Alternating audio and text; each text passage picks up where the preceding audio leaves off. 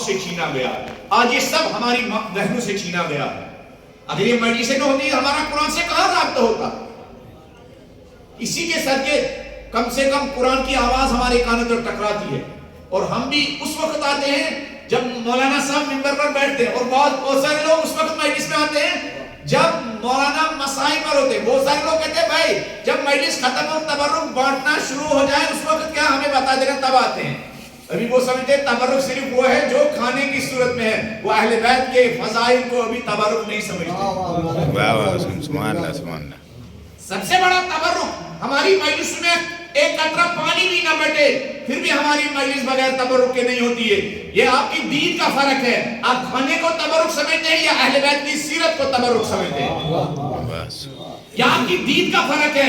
آپ بریانی کو تبرک سمجھتے ہیں, فاطمہ الزہرا اور اولاد فاطمہ الزہرا کی سیرت کو, تعلیمات کو, فضائل کو کیا تبرک سمجھتے ہیں؟ ہم اس زمانے میں بھی لوگ فاطمہ الزہرا کے در پر آتے تھے, بھیک مانگتے تھے, روٹی مانگتے تھے. آج ہم فاطمہ الزہرا کی روٹی کے اتنے محتاج نہیں ہیں جتنی ہم فاطمہ الزہرا کی سیرت کے. تو اس گھرانے میں عبادت تھی, اس گھرانے میں معنویت تھی, جس کی وجہ سے زمین والوں کا سردار نبی رحمت حضرت محمد مصطفیٰ صلی اللہ علیہ وسلم سلام کرنے کے لیے آتے تھے. اس گھر میں عبادت تھی, خالق کے ساتھ رابطہ تھا. اس گھر میں نورانیت تھی, عبادت کی نورانیت, جس کی وجہ سے آسمان والوں کا سردار حضرت جبرائیل اس گھر کو سلام کرنے کے لیے آتے تھے, سلام کرنے کے لیے آتے تھے. Bibi Fatima al Zahra, Bibi Fatima al Zahra, میں نے اس سے پہلے بھی ایک جگہ کہا, یہ جو ویسٹرن کلچر کے مقابلے میں اہل بیت کا کلچر, ویسٹرن کلچر آپ کی نیند کو بھی کیا ناپاک بنانا چاہتا ہے. فاطمہ الزہرا کا کلچر اور اہل بیت کا کلچر آپ کی نیند کو بھی پاکیزہ بنانا چاہتا ہے.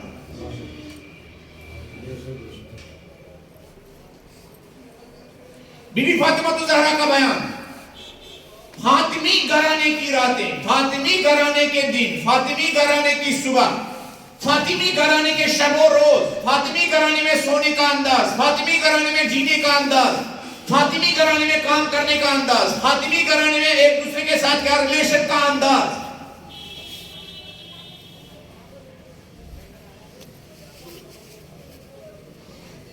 بی بی فاطمہ الزہرا نقل کرتی ہے, ایک رات میں نے سونے کا ارادہ کیا کہ اتنے میں میرے بابا نبی رحمت آئے. کہا بیٹی فاطمہ کیا کر رہے ہو؟ کہا بابا سونے کا ارادہ. کہا بیٹی ایسے ہی نہیں سونا ہے, لا تنامی حتی تفعلی اربعۃ اشیاء, بیٹی تب تک کبھی بھی نہ سونا جب تک سونے سے پہلے 4 کام انجام نہ دو. آپ کے لیے میرے لیے فارمولا, فاطمی فارمولا, تاکہ ہماری زندگی میں, تاکہ ہمارے گھروں میں وہ نور فاطمہ آ جائے. بی بی فرماتی ہے میرے بابا نے مجھ سے کہا نہیں بیٹی سونے سے پہلے 4 کام پہلے انجام دو تب سویا کرو. لا تنامی حتی تفعلی اربعۃ اشیاء, لا تنامی حتی تختمی القرآن, بیٹی تب تک کبھی بھی نہ سونا جب تک سونے سے پہلے پورا ایک قرآن ختم نہ کرو. ختم ہے. کہا بیٹی تب تک نہ سونا جب تک 1,24,000 انبیاء کو اپنا شفیع و وسیلہ نہ بنا.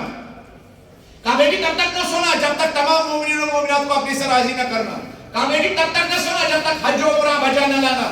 بی بی کہتی ہے میں نے جب بابا نے یہ 4 کام بتائے, کیسے ایک رات میں ختم قرآن ہو سکتا ہے, کیسے 1,24,000 انبیاء کو اپنے انسان وسیلہ اور شفیع بنا سکتا ہے, کیسے سب لوگوں کو کیا رات کو سونے سے پہلے راضی کر سکتا ہے, کیا ان کا دروازہ نوک کرنا ہوگا, کیسے انسان حج و عمرہ کر سکتا ہے. بی بی کہتی ہے میں بھی سوچ رہی تھی, میرے بابا نے نماز پڑھنا شروع کیا.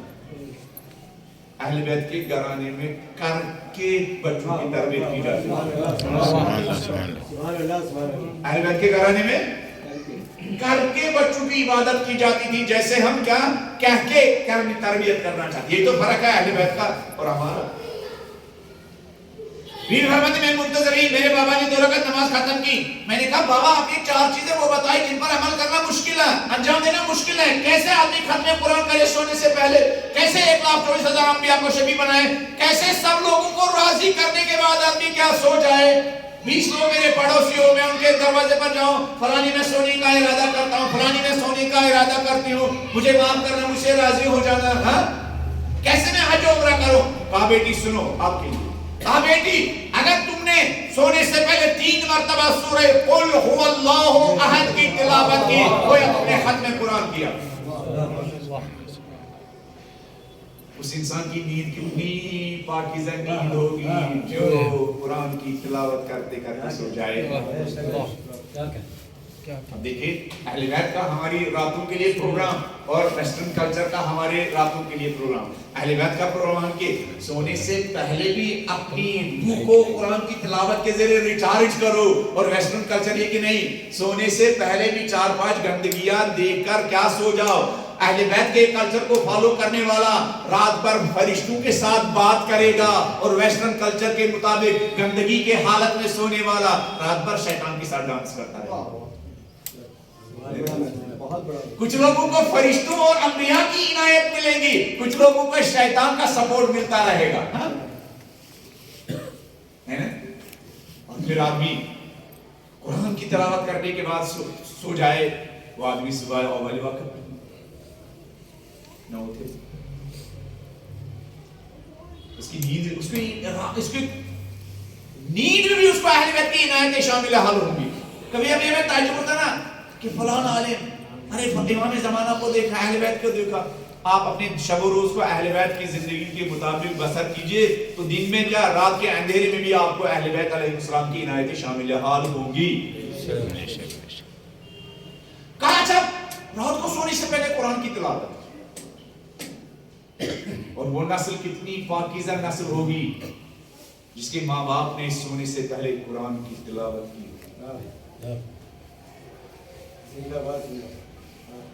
وہ نسل کتنی پاکیزہ نسل ہوگی, اس نسل کا قرآن کے ساتھ کتنا رابطہ ہوگا, اس نسل کا قرآن کے ساتھ کتنا عشق ہوگا. تعجب نہیں کرنا چاہیے کہ کربلا کے تشنہ لب حسین علیہ السلام نے 9 محرم کو اپنے بھائی عباس سے کہا جاؤ ان سے مہلت دو. لوگ سمجھتے تھے شاید حسین اس لیے مہلت مانگ رہے ہیں کہ رات کے اندھیرے میں کیا فرات پر جا کے بچوں کے لیے پانی لائیں گے, لیکن مولا نے فوراً عباس سے کہا جا کے ان سے مہلت دو. آج رات کیا کریں گے, آج رات پانی نہیں, پانی تو ہماری جسموں کی نیڈ ہے, آج پوری رات قرآن کی تلاوت کریں گے, اس لیے کہ قرآن کی تلاوت ہمارے روحوں کی نیڈ ہے. وہ ماں جو رات کو سونے سے پہلے قرآن کی تلاوت کرتی ہے اس کے بچے تشنہ لب ہیں, لیکن ان تشنہ لبوں کو اپنے جسموں کو پانی سے سیراب کرنے کی فکر نہیں ہے, ان کو اپنی روحوں کو قرآن کی تلاوت کے ذریعے سیراب کرنے کی فکر ہے.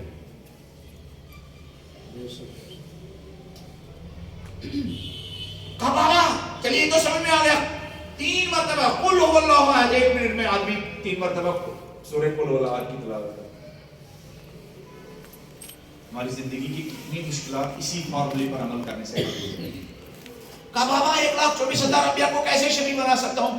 کہا اگر بیٹی سونے سے پہلے, دیکھو ویسٹرن کلچر ہمارے سامنے گندگی کی ہیرو, ہمارے سامنے ناچنے والے, ہمارے سامنے گندگی پھیلانے والے, آنکھوں کے سامنے کان میں بھی ایسا تار لگا ہو کہ اس کان تک کیا ان گندگی پھیلانے میں کیا آواز اور وائس پہنچتی رہے. اور یہ ویسٹرن کلچر کے مقابلے میں اہل بیت کا کلچر. کہا اگر 1,24,000 انبیاء کو درود و سلام بھیجو, اگر تم نے سونے سے پہلے کہا پالنے والے درود و سلام ہو موسیٰ پر, پالنے والے درود و سلام ہو ابراہیم پر, پالنے والے درود و سلام ہو عیسیٰ پر, پالنے والے درود و سلام ہو آدم پر, پالنے والے درود و سلام ہو زکریا پر, پالنے والے درود و سلام ہو شعیب پر, بیٹی فاطمہ ان پر درود و سلام بھیجنے کا مطلب ہے تم نے 1,24,000 انبیاء کو اپنا شفیع و وسیلہ بنایا.